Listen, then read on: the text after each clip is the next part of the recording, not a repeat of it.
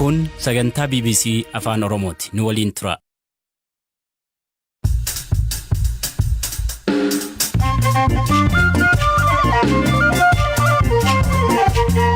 Akka mooltan dhaggeeffatoota keenya tamsaasni BBC kallattiin Naayiroobii irraa isin bira ga'u eegalee jira. Qabiyyeen har'aaf soneeffanne ergamaan addaa Ameerikaa Jeefrii Feltman waamicha dhukaasa dhaabuu TPLF'n dhiyaate waraana waggaa tokkooliif adeemaa ture goolabuun adeemsa siyaasaa eegaluudhaaf akka carraatti ilaalamuu qabaa jedhu. Ammaan tana qaamoleen waraana kana keessatti wal waraanaa jiran daandii adda addaarra deemuuf carraan hin jiru. Gama biraatiin mootummaan Itoophiyaa raayyaan ittisa biyyaa gara naannoo Tigraayitti akka hin ceene beeksiseera. Ministeerri Turizimii Oromiyaa Aliima Abdul Shakur milkaa'ina gonfattee fi hojii gara Koomishinii Turizimii Oromiyaa waliin hojjechaa jirtu gaafanneerra. Isteejii argame kam irrattiyyuu Turizimii Oromiyaa beeksisuu barbaada. Waggaa kana qofaaf miti haga itti fufuttiyyuu carraa argame hundatti fayyadamuu barbaada. Oduuf odeeffannoo biroos qabna. Ani Hirphaa Gammachuutiin hordofaa. Mootummaan Itoophiyaa humnoonni waraanaasaa naannolee Amaaraa fi Affaar harka hidhattoota TPLF keessaa bilisa baasan qabatanii akka turan ajajuu beeksise. Mootummaan ammatti naannoo Tigraay keessa galee duula waraana marsaa biraa raawwachuudhaaf fedhii akka hin qabne ifatti beekseera. Ministeerri tajaajila odeeffannoo mootummaa Dr. Leggasaa Tulluu ibsa miidiyaaleedhaaf kennaniin duulli jalqaba Ministeerri Muummee Abiyyiin hoogganamaa ture milkiin xumuramuu himaniiru.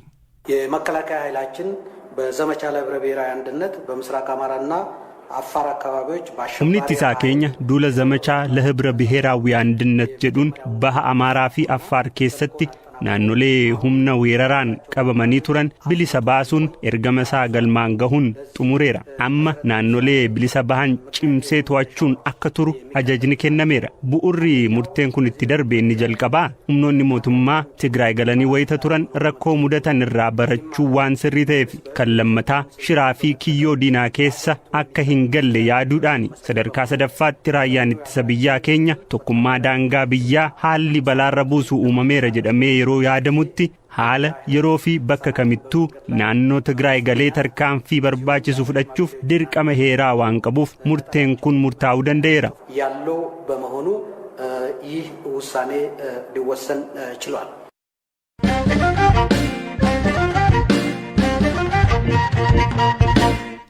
Gaanfa Afrikaatti ergamaan addaa Ameerikaa Jeefrii Feltman waamicha dhukaasa dhaabuu TPLF hordofee mootummaan Itoophiyaas waamicha kanaaf deebii malu akka kennu darbees mariin siyaasaa akka eegaluuf fedha mootummaa isaanii akka ta'e beeksisan. Mariin waraana TPLF fi mootummaa federaalaa gidduutti dhalateef furmaata siyaasaa tolchuudhaaf ergamaan addaa gamtaa Afrikaa Oluseegun Obasanjoo gara Finfinneetti imalaa akka jiran himaniiru. Mootummaan Itoophiyaaf gaaffiin ijoo kaasaa ture waan deebii argateef mariitti galuu qabaa jedhan Feltman.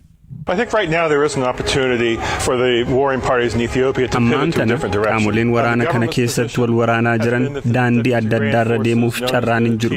Ejjennoon mootummaa Itoophiyaa humnoonni Tigraay TPLF yookaan TDF naannolee ollaa keessaa akka bahanidha. Suni ta'eera. Nuti mataan keenyi United States humnoonni TPLF naannoo isaanii Tigraayitti akka deebi'anii fi waraanicha naannolee kaanitti akka hin babal'ifne gaafachaa turre. Sun ta'eera. Fedhiin jalqabaa mootummaa Itoophiyaa fi kan keenya amma guutameera. Amma hooggantootni biyyoota Afrikaa fi idil addunyaa qaamoleen lameen gara dhukaasa dhaabuutti akka seenan dhiibbaa gochaa jiru. Sun ammoo dhukaasa dhaabuu waliigaltee irratti hundaa'ee fi marii biyyaalessaa hundaammataaf amanamaa Ministeerri Muummee Abiyyi Ahmed akka gaggeeffamu barbaadaniif haala mijeessa. Osoo waraanni adeemuu marii biyyaalessaa hundaammataa amanamaa gaggeessuun hin danda'amu. Fedhiin Ministeerri Muummee marii biyyaalessaa gaggeessuuf qabanii fi humnootni TPLF naannolee ollaa keessaa kan hin jirre ta'uun walitti bu'insa waraanaarraa gara marii siyaasaatti deemuuf carraa nu hundi arguudhaaf barbaannu uuma.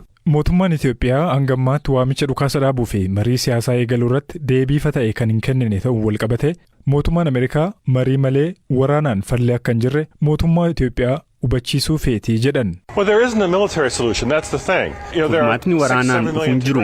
Dhalattoonni Tigraay miliyoona 6 yookaan 7 ta'antu jira. Uummata biyyattiin yoo wal bira qabamu lakkoofsaan xiqqaa ta'uu malu. Garuu naannoo isaanii keessa jiru tokkoomanii lafa isaanii ka ta'e bulchiinsa naannoo Tigraay ittisuuf ta'u. Kasaaraan waraana kanaa gama lubbuu namaan akkaan guddaadha. Kun ammoo warra tagaaruuf qofa osoo hin taane ka Amaaraa, Affaariif kaanis ni dabalata. Baasiin mootummaan waraana kanaaf baase hedduu guddaadha. kanaaf mootummaa humnoonni Tigraay fi kanneen mootummaa waliin hiriiran tasgabbii Itoophiyaa ka uummata miiliyoona 100 ol qabduuf jecha gara adeemsa siyaasaa akka galan ka gaafannu. Uummata hedduu qabaachuun Afriikaarraa lammaffaa ka taate Itoophiyaan naannolee kaan keessattis muddamatu jira. Xiyyeeffannoon kaaba biyyattii irratti ta'uun isaa kutaalee biyyattii kaan keessattis qaawwa nageenyaa uumeera. Gaaffiiwwan siyaasaa deebiin arganne jiru. Tasgabbii Itoophiyaa eegsisuuf mootummaan waraana kaaba Itoophiyaa jiru akka xumuruu fi gaaffilee kutaalee biyyattii biroo jiran kan tasgabbii Itoophiyaa miidhan akka furu hubachiisaa jirra. Gaanfa Afrikaatti ergamaan addaa Gamtaa Afrikaa Olusegun Obasanjo mootummaa Itoophiyaa mariif waliigalchuuf gara Finfinneetti imalaa akka jiran himaniiru. Ammatti mariin siyaasaa hin eegalamne. Ergamaan addaa Gamtaa Afrikaa Pireezidantiin duraanii Naayijeeriyaa Olusegun Obasanjo har'a yookaan bor Finfinnee galuuf sagantaa qaba. Kun mootummaan Itoophiyaa garaagartummaa gidduu isaanii jiru karaa nagaa furuuf murannoo wal fakkaataa qabaachuu isaa agarsiisuuf carraa kennaafi. Achi booda marii siyaasaa godhamu keessatti haala jiruun jajjabeessine. Gama warra Tigraayin murannoo barreeffamaan barreessaa olaanaaf dhiyaate qabna. Amma gama mootummaan eegaa jirra. Ergamaan addaa gaanfa Afrikaa marii siyaasaa waliigaltee dhukaasa dhaabuun gahu akka eegalan hayyama kennuu eegna.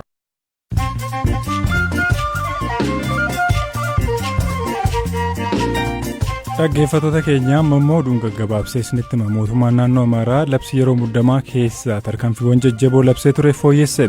Hoogganaan biiroo koominikeeshinii naannichaa obbo Gizaachoo Mulunaa tarkaanfiiwwan fooyyeffaman keessaa tokko uggura yeroo sochii uummataati jedhan. Ameerikaa magaalaa Filaadelfiyaatti saamtonni miseensa Koongireensii Ameerikaa shugguxiin doorsanii konkolaataaf qabeenya kaan jalaa saaman. Taateen kun guyyaa kan raawwate yommuu ta'u, saamtonni 2 moobaayilii fi waraqaa eenyummaa isaanii otoo hambisiin irraa fudhatanii jedhama. Amartiin fakkii Yesuus qabu kan bara kiristaanota warra Roomaa Israa'el qarqara galaana Meeditiraaniyaaniitti argame. Waajjirri hambaalee Israa'el amartiin sun fakkii tiksee gaarii oolaa gateetti isaa irratti baatee jiruu fi albuuda magariisaan bocamee qaba jedhame. Maayirratti leenjistoonni kilaboota Pirimeer Liigii Ingilizii kamisa har'aa wal ga'uudhaan dhimma Koovid irratti akka mari'atan leenjisaan Liiverpuul Yurgen Klopp ibsanii jiru. Oduun sa'aatii kanaaf qabadhe isaan kana turan.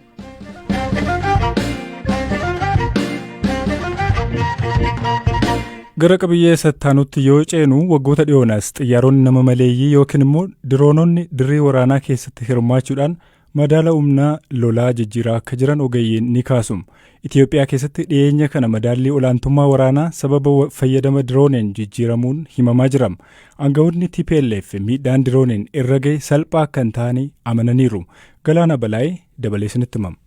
Waggoota dhiyoonaas xiyyaaronni nama malee balali'anii haliillaa raawwatan yookaan diroononni dirree waraanaa keessatti hirmaachuun madaala humna lolaa jijjiiraa akka jiran ogeeyyiin ni himu. Waraana waliin Itoophiyaa keessatti ji'oota 13f gaggeeffamaa jiru keessattis xiyyaaronni nama malee balali'anii haleellaa raawwatan tibba kana madaala waraanaa gara hidhattoota TPLF naannee ture guutummaatti jijjiiruun mootummaan federaalaa olaantummaa akka argatu gargaaraniiru. Hoogganaan waraana hidhattoota TPLF ka'amma dura hoogganaa waraana raayyaa ittisa biyyaa Itoophiyaa turan Jeneraal Tsaadqaan Gabratinsaay gaafiif deebii BBC waliin taasisaniin tibba kana murtoo siyaasaa fudhannee naannolee Amaaraa fi Affaar keessaa baane yeroo jedhan dirooniin mootummaa Itoophiyaatiin hojiirra oole miidhaa salphaan taane irraan ga'uu himaniiru. Dhiyeessii deeggarsa waraanaa humnoota isaanii Maqaleerraa kiiloomeetiroota hedduu fagaatanii funyaan Finfinnee jala ga'anii turaniif dhiyeessuuf yaalii godhan diroononni fashalsu dubbataniiru.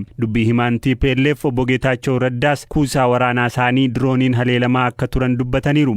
Dirooniiwwan kun biyyoota akka Chaayinaa, Tokkummaa Emireetota Arabaa, UAE fi Iraan irraa kabitaman ta'uus akeekaniiru. Ofii dirooniiwwan kunniin warra kam ta'uu malu? Akkamiin hojjetu? Diroonii Chaayinaa Winglong 2 Corporation Industry Aviation Chainaan ka oomishamu dirooniin Winglong boombii rookeetiif misaayilota furguggifaman hidhachuu danda'a. Dheerina meetira 11 fi ol ka'iinsa meetira 4.1 kan qabu dirooniin kun baalleen isaa meetira 20.5 bal'ata. Saffisa sa'aatiin kiiloomeetira 370 fiiguun walitti fufinsaan sa'aatii 20f samii keessa turuu danda'a. Qunnamtii saatalaayitiin ka hojjetu oggaa ta'u raadiyeesii kiiloomeetira 1,500 keessatti to'achuun ni danda'ama. Boombiiwwan yookaan misaayilota 12 ulfaatina haga kiiloogiraama 480 qaban baachuus danda'a. Diroonii Tarkii Bayraktar TB2 biyya Tarkiin ka oomishame dirooniin Bayraktar TB2 jedhamu biyyoota miseensota neetoo ta'an dabalatee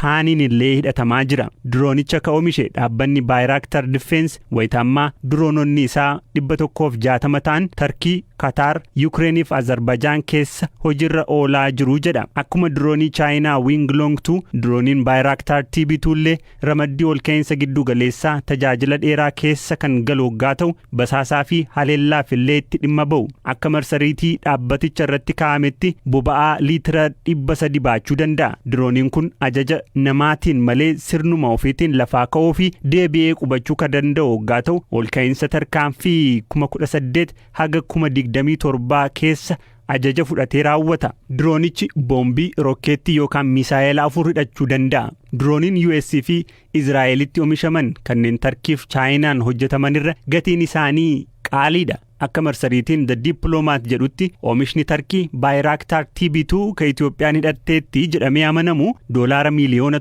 haga 2 waggaa baasu ka Ameerikaa immoo miliyoona 30 ol akka bitu tilmaamama. Dabalataan ammoo meeshaaleen waraanaa xiyyaarota kanarratti fe'amanii dhukaafamanis gatiin isaanii qaaliidha.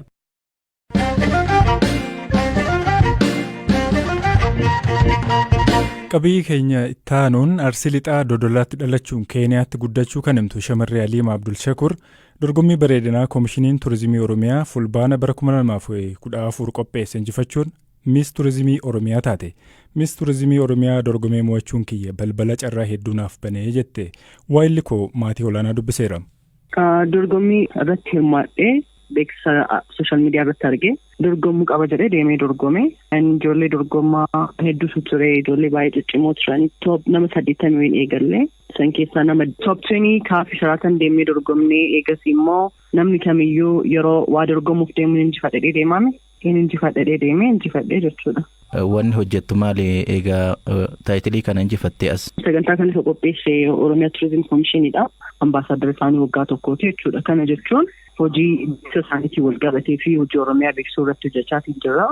Oromiyaa Tourism Commission wajjin ta'uudhaan kan akka Africa Fashion Reception biyyoota Afrikaa guutuurraa kan dhufan waa'ee faashinii irra wal qabatee turizimii irra wal qabatee akkasumas ammoo African Celebrate kan torban tokkoof ture Finfinnee keessatti isarratti hirmaataatiin turre.